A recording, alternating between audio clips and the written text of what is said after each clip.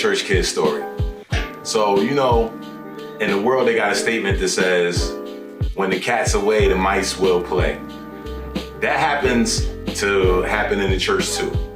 Something about when the pastor's gone, that people be doing the most. Like, I know y'all know what I'm talking about. Like, they be doing stuff that they wouldn't ordinarily do. They be hearing from God when he don't never ever say nothing to them. Like, they be shouting when they usually don't move. You know what I mean? They got a prophetic word out of nowhere that just so happened that they're interpreting dreams. You know what I'm saying? When you know you ate a Big Mac the night before and it was just probably that, but now all of a sudden they got interpretations and all that. Like, these things happen when the pastor's away, right? So I went to my grandfather's church, and this was before I got saved. And so he had some ministers there. And like, I'm pretty sure they didn't get the opportunity to preach that much. So when they got this shot, it was just like, almost like that Home Alone joint when Kevin was like, this is it. Don't get scared now. Because like, you know what I'm saying? Like, they was real ready.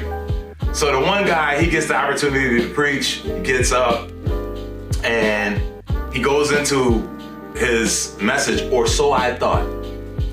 Because he doesn't really ever take a topic. He doesn't really ever say too much of anything at the beginning. But what he does do is, he starts saying, he was like, God, I need you now. I need you right now. Come down so let that do it. God, I need you. Come down so let that do it now. Do it.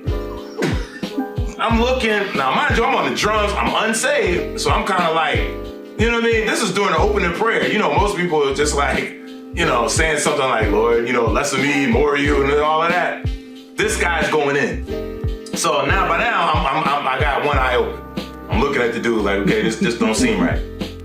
Next thing I know, my man gets down on his knees and literally starts crawling from the pulpit down the middle aisle. And he's just, come down so let that do it now. God, if you don't do it, I need you to do it. Like, what is going on? I mean, and he's crawling on his knees and he's doing all kinds of stuff. Then he starts saying all kinds of patois and everything like that. Needless to say, now both my eyes are open, focused on him. I grabbed my stick bag, I grabbed my snare, and I was out. The moral of the story is, do what you would do when your pastor was there. Don't go doing stuff that you're not spiritually qualified to do because your pastor is away.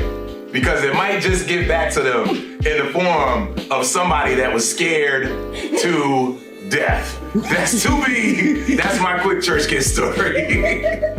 Do it.